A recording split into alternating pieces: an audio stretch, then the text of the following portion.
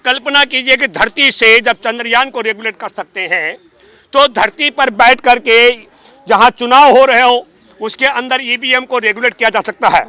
कब ताली बजा करके नोटों को कागज बना देगा, कब ताली बजा कर देश में ताला लगा देगा, कब ताली बजा करके वायरस को भगा देगा, कब ताली बजा कर लोगों को मरवा देगा, कब ताली बजा करके दंगे करवा देगा, कुछ कल्पना नहीं कर सकते हम। नरेंद्र मोदी भली भांति जानते हैं कि अगर देश में सुप्रीम कोर्ट के मुख्य न्यायाधीश और विपक्ष का नेता चुनाव आयोग के चयन में रहेगा तो जो तोता बनाना है, जिस तरीके से ईडी से लेकर आयकर विभाग से लेकर नारकोटिक्स विभाग और तमाम विभागों के मुखिया को तोता बना दिया गया है। न केवल उनको तोता, आपने तमाम मंत्रियों को भी देख लिया होगा, वो बेचारे उतना ही मुंह खोलते हैं जितना मोदी उनको अनुमति देते हैं।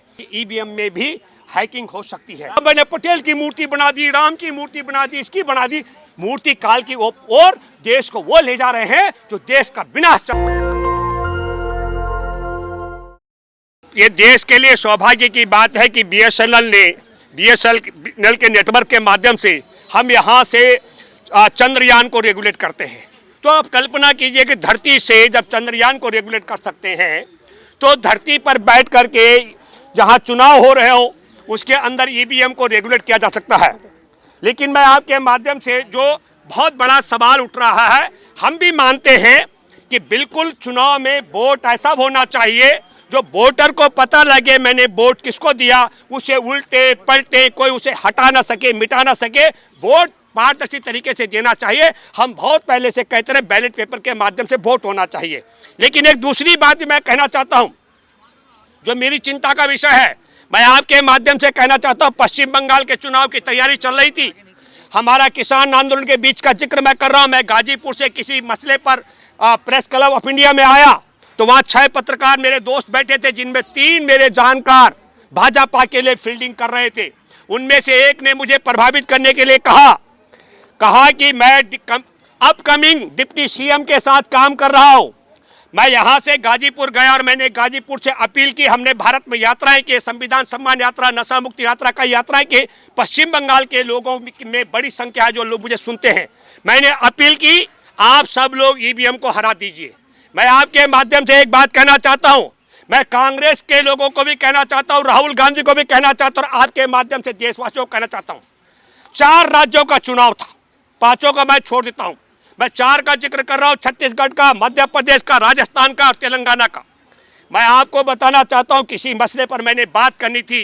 कांग्रेस की युवा सांसद रही मीनाक्षी नटराजन को मैंने फोन किया और मीनाक्षी ने कहा कि मैं तेलंगाना का काम देख रही हूं। यकीन मानिए तब मैंने महसूस किया कि तेलंगाना में कांग्रेस की सरकार बनेगी। मैं समझ गया कि राहुल गांधी के युवा टीम को वहां अवसर दिया जा रहा है।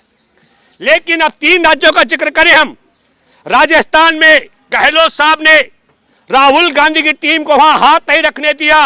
अब ये ईवीएम का खेला है कि गहलोत का खेल है? वहां 40 से ज्यादा वहां की जो जमीनी रिपोर्ट थी, गहलोत से कोई खिलाफ नहीं था, लेकिन विधायकों के कामकाज से नाखुश थे। 40 से 45 विधायक कांग्रेस के ऐसे थे जिनको हटाया जाना था, उनके टिकट काटनी थी। लेकिन गहलोत जी को लगा अगर टिकट कट गई और जो नए को टिकट मिलेगी वो सचिन पायलट को अगर मुख्यमंत्री बना देंगे तो क्या होगा, इसलिए गहलोत साहब ने वो टिकट नहीं कटने दी, राहुल गांधी की टीम को वहां हाथ नहीं रखने दिया। वो रिजल्ट आपके सामने है, जो बाजी जीती जा सकती थी। कि चुनाव आयोग में से सीजीआई को हटाना, क्या इसके पीछे सरकार की नहीं, इसके लिए ये जो आप पहले देखिए, पहले ये तो पूरा कर लूं। मध्य प्रदेश में कमलनाथ ने भी यही किया और छत्तीसगढ़ के अंदर भी भूपेश बघेल ने यही किया। जो सवाल तुम्हारा है सीजीआई को हटाने का, उसमें मैं आपको बताना चाहता हूं, कुछ लोग बोल के तानाशाह होते हैं और नरेंद्र मोदी कितने बड़े तानाशाह हैं। देशवासियों को मैं एक बात कहना चाहता हूं, जब नरेंद्र मोदी 26 मई 2014 को शपथ ग्रहण करते हैं, उसके बाद में नरेंद्र मोदी ने सारे केंद्रीय मंत्रालय के सचिवों की एक मीटिंग बुलाई। वहां कोई मंत्री नहीं था और सबको एक मोबाइल नंबर से अवगत कराया गया। भारत को एक मोबाइल नंबर से रेगुलेट किया जा रहा है। मैंने इस पर दैनिक अखबार में एक आर्टिकल भी लिखा। मैं आपके माध्यम से कहना चाहता हूं, नरेंद्र मोदी भली भांति जानते हैं कि अगर देश में सुप्रीम कोर्ट के मुख्य न्यायाधीश और विपक्ष का नेता चुनाव आयोग के चयन में रहेगा तो जो तोता बनाना है, जिस तरीके से ईडी से लेकर आयकर विभाग से लेकर नारकोटिक्स विभाग और तमाम विभागों के मुखिया को तोता बना दिया गया है। न केवल उनको तोता, आपने तमाम मंत्रियों को भी देख लिया होगा, वो बेचारे उतना ही मुंह खोलते हैं जितना मोदी उनको अनुमति देते हैं। इसलिए ये नरेंद्र मोदी ने हमारे देश के अंदर हमारे देश की संवैधानिक बेंच का अपमान किया।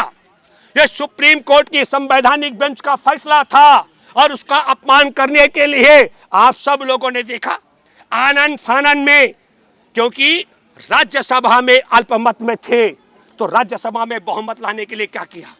क्रोनोलॉजी को आपको समझना पड़ेगा। वो क्रोनोलॉजी क्या है कि योजनाबद्ध तरीके से दो युवाओं को, इनका प्रताप सिम्हा है, उस संसद के पास पर संसद के अंदर नकली बमों से संसद के अंदर पहुंचाया गया। इससे एक तीर के दो शिकार हुए।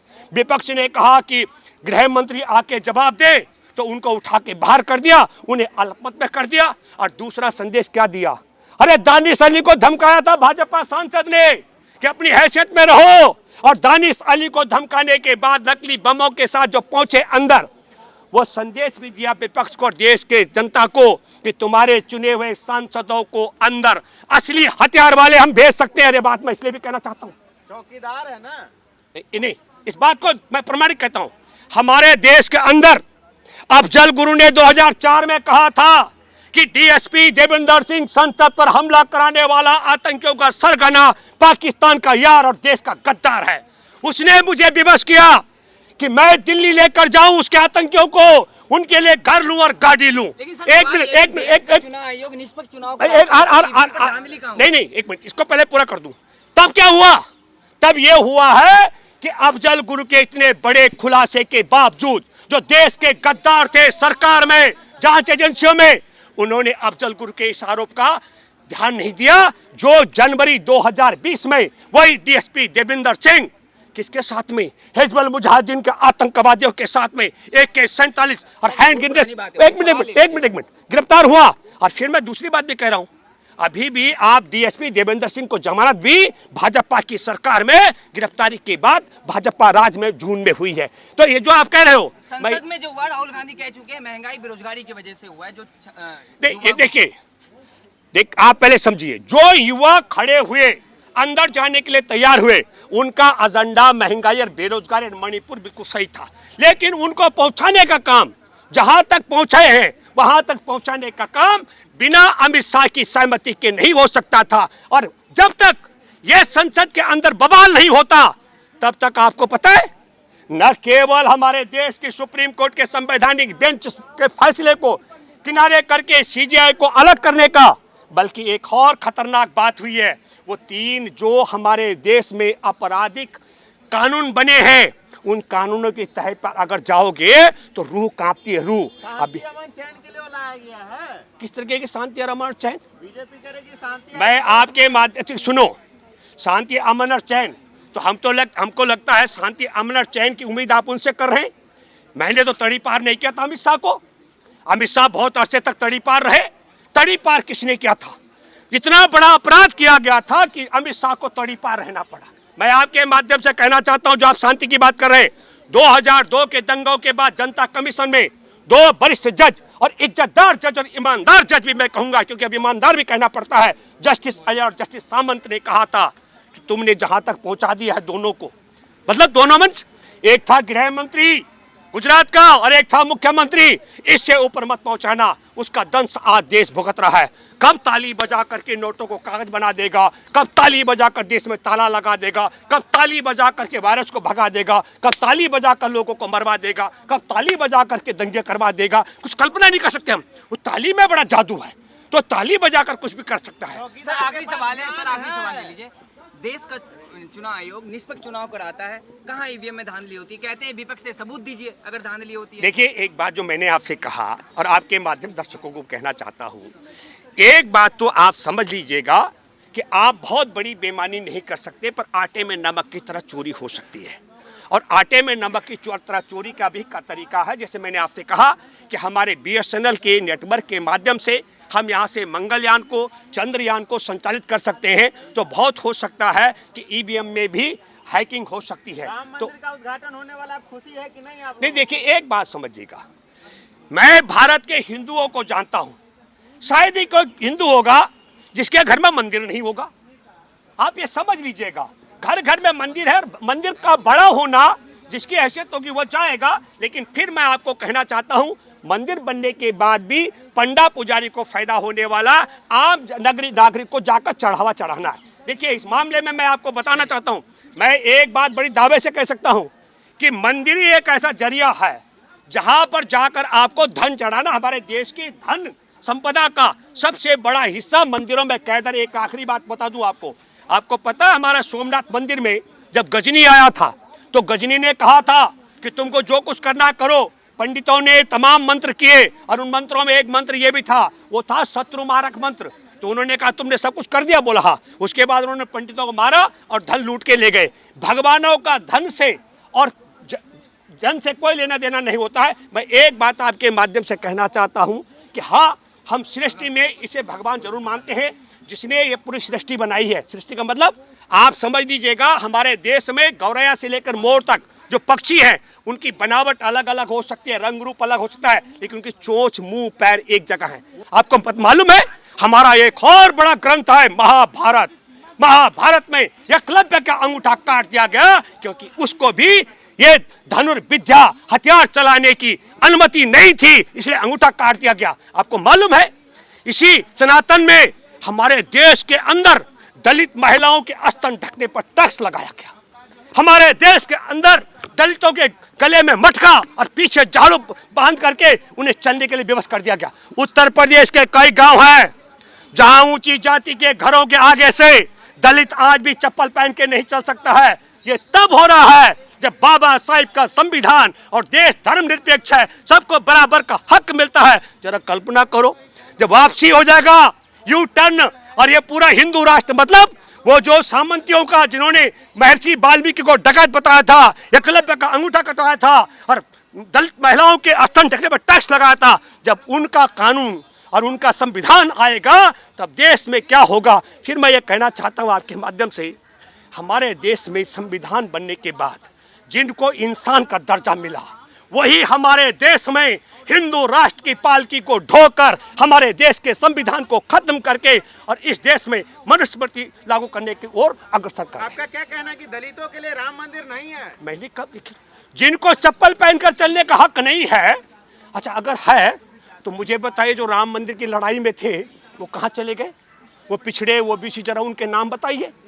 वो विनय कटियार आपको मालूम है? उमा भारती आपको मालूम है? कहीं सीन में है क्या?